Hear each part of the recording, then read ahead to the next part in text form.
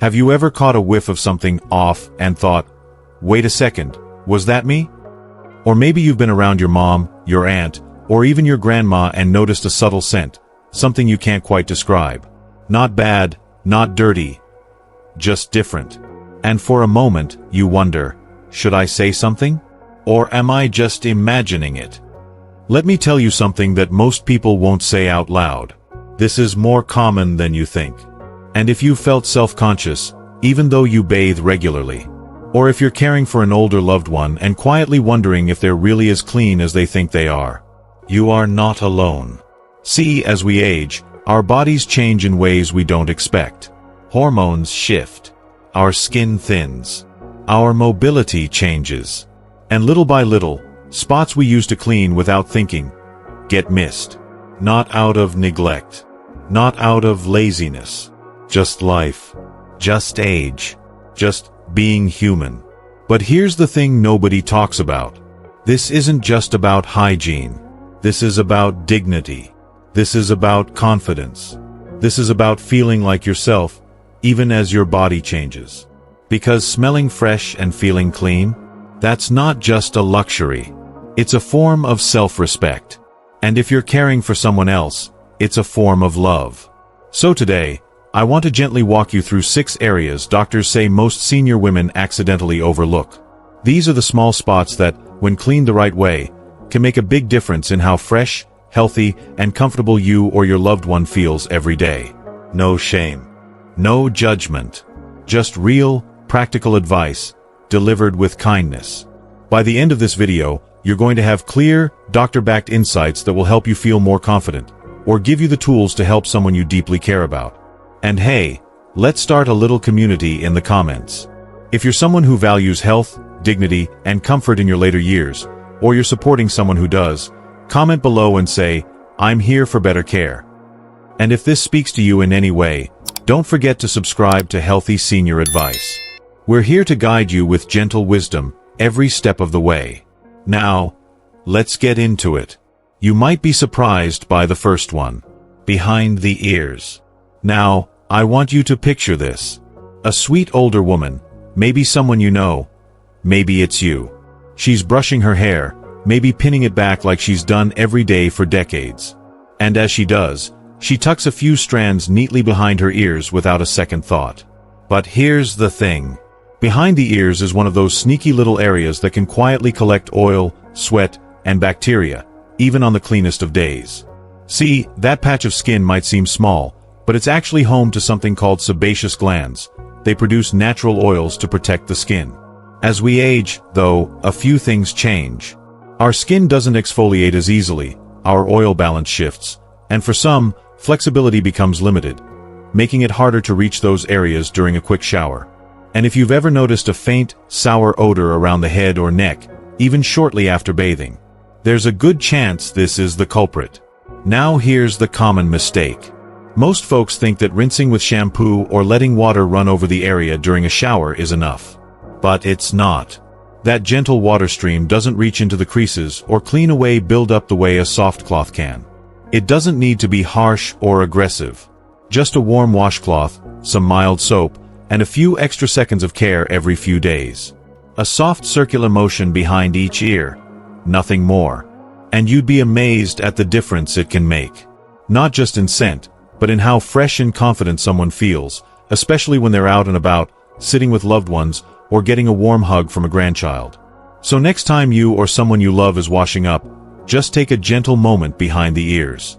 Because sometimes, it's those quiet little places that speak the loudest when we forget them. And behind the ears? That's just the beginning. Now let's talk about a spot that a lot of women, especially older women, don't always feel comfortable mentioning out loud. Under the breasts. It's one of those places you don't really think about until something starts to feel off. Maybe there's a bit of redness. Maybe a faint itch. Maybe a musty odor that seems to linger, even after a fresh shower. And suddenly, you realize, this area's been quietly crying out for attention. You're not alone. Many women ignore underbreast care for years, simply because it was never a concern when they were younger. But as we age, gravity does its work. The skin becomes softer, heavier, and folds form where they didn't before. And in those folds, moisture builds, sweat settles, and that warm, tucked-away environment becomes the perfect home for bacteria and even fungus to grow. Here's the science of it. When moisture gets trapped between skin folds, especially in a dark, warm place like under the breasts, it doesn't have much chance to dry. And when that moisture sits for hours, sometimes all day, it creates irritation, odor, and in many cases, intertrigo, a rash caused by friction and trapped sweat. Now, here's a common mistake I hear all the time. So I just use some baby powder or talcum powder to keep it dry. But guess what? That powder can actually clump when it mixes with sweat. It turns cakey, which makes the irritation worse, not better. And some powders even throw off the skin's natural balance, inviting more problems instead of preventing them. So what should you do? It's simple, really. After your shower or sponge bath, if mobility is limited, gently lift the breast and clean underneath with a soft cloth and mild, unscented soap. Take your time. No scrubbing, just a light, loving touch. Then, and this part is key, pat it completely dry. Don't rush it. Let the skin breathe. And if needed, you can apply a fragrance-free, breathable barrier cream. Just a thin layer to protect the skin and keep it calm. This tiny act of care can reduce irritation, prevent odor, and honestly, help someone feel just a little more comfortable in their own skin. Because comfort matters. And when you feel good under your clothes, you hold yourself a little differently. You move with ease. You feel clean, cared for, and in control. And speaking of folds, there's another place that's just as easy to overlook. And for many people, it's even more personal. Let's talk about a little spot that's easy to miss, but surprisingly powerful when it comes to daily freshness. The belly button. Yep, your navel. I once spoke to a caregiver who told me something that really stuck with me. She said, "I was doing everything right, or so I thought. My mother was clean, her clothes were fresh, but there was this smell I couldn't place." Weeks went by, and it turns out it was her belly button all along. It's the kind of thing you just don't think about. But the truth is, the navel is like a tiny pocket that holds on to whatever it can catch. Sweat, lint, dead skin. And if someone has a deeper belly button, or a little extra around the midsection, or even just limited flexibility, it becomes one of those out of sight, out of mind areas that never really gets the attention it needs. Now, here's what's interesting.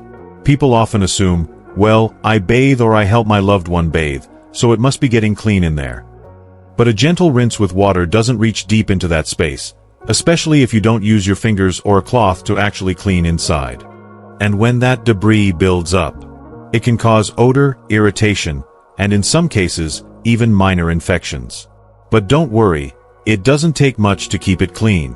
All you need is a cotton swab dipped in warm water. No harsh chemicals, no scrubbing. Just a gentle sweep inside the belly button once or twice a week. Follow that with a soft tissue or dry cotton swab to make sure the area is fully dry. That's it.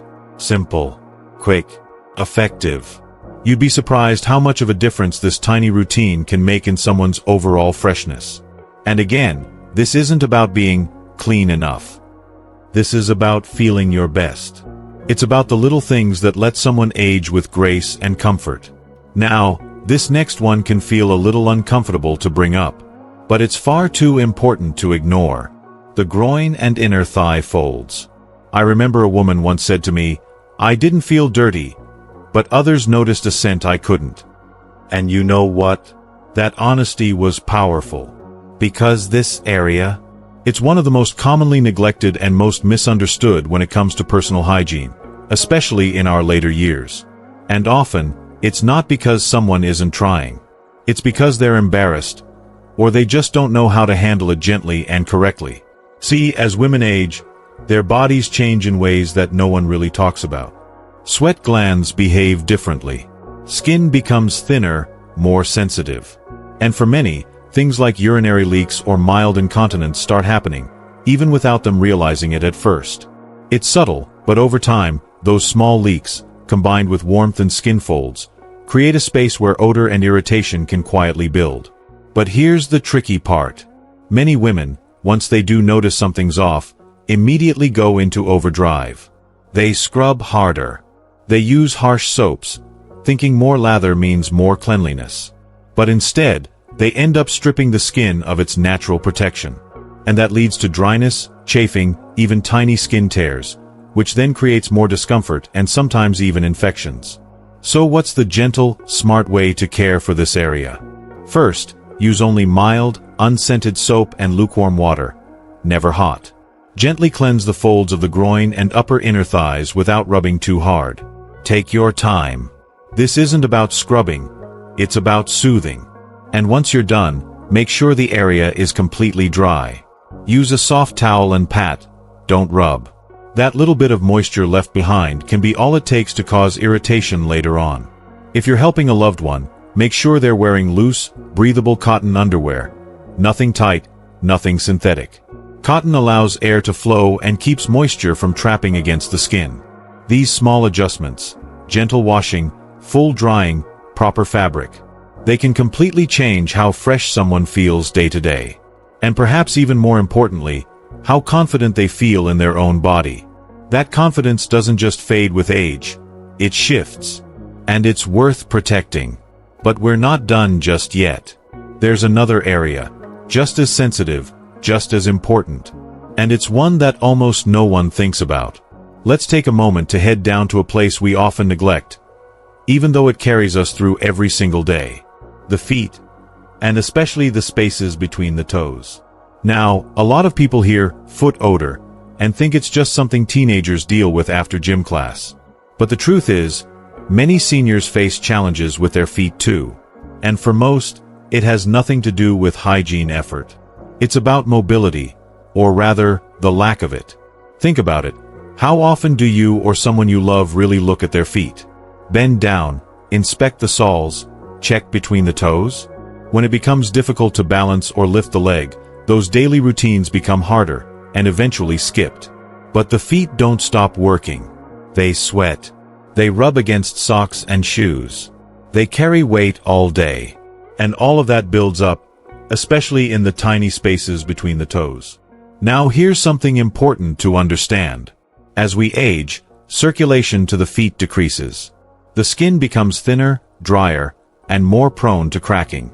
But at the same time, bacteria and sweat still accumulate, particularly in those moist, dark crevices between the toes. It's the perfect environment for fungus, like athlete's foot, to quietly grow, often unnoticed until the itching or burning starts. Here's a common mistake people make. They wash the feet during a bath or shower, which is great. But then, they forget to fully dry the area, especially between the toes. That leftover moisture becomes a breeding ground for problems. So what can you do? After every wash, take a soft, dry towel and gently pat between each toe. Not rub. Not rush. Just a slow, careful dry. And when it comes to moisturizing, which is very important for dry, cracked feet, make sure you apply the lotion or cream only to the tops and bottoms of the feet, never between the toes. That space should stay dry, clean, and aired out. And if reaching your feet is difficult, don't feel ashamed to ask for help. Whether it's a caregiver, a family member, or even using tools like long-handled brushes, there are ways to keep feet healthy without pain or strain. Because foot care isn't just about comfort. It's about dignity. It's about preventing infections, maintaining independence, and feeling good, literally, from the ground up. And finally, there's one last spot we need to talk about. It's small. It's often forgotten. But it just might surprise you how much of a difference it makes in overall freshness. The scalp and hairline. I once spoke with a senior woman. Graceful, stylish, always kept herself well put together. She told me, "I thought my hair was clean enough. I didn't wash it much, just styled it and went on with my day." But over time, she started noticing an itch. Then, a faint odor that wouldn't go away, no matter how neat her appearance looked on the outside. See, this happens more often than you might think. As we age, routines shift. Washing hair might feel like too much work, or maybe we've been told that shampooing less often is better for our hair. That can be true for some. But here's the missing piece. The scalp is skin. And like any other area on the body, It needs to be cleaned, not just for appearance, but for health. Over time, sweat, dead skin cells, natural oils, and even leftover styling products can start to build up on the scalp, especially near the hairline and behind the neck. This buildup can trap bacteria, clog pores, and lead to that musty odor many quietly worry about but never speak of. And let's not forget, reduced mobility can make washing hair more difficult, especially when it involves leaning over sinks or getting the right angle in the shower. So what's the gentle, healthy way forward? Start simple. Wash your hair with a mild, non-drying shampoo just once or twice a week. No need to overdo it. Consistency is more important than frequency. But here's the key part. When you do wash, don't just wash the hair, massage the scalp. Use your fingertips in gentle circular motions to help lift away oil and dead skin. This not only removes buildup but also boosts circulation to the scalp, which feels wonderful and supports healthier hair overall. And if you're someone who uses dry shampoo frequently, try to limit it. Dry shampoo can be helpful in a pinch, but it doesn't actually clean the scalp. In fact, overuse can make the buildup worse and clog pores. After washing, gently towel dry your hairline, especially near the nape of the neck where sweat collects. It's a small step, but it makes a big difference in feeling fresh throughout the day. Because this isn't just about cleanliness.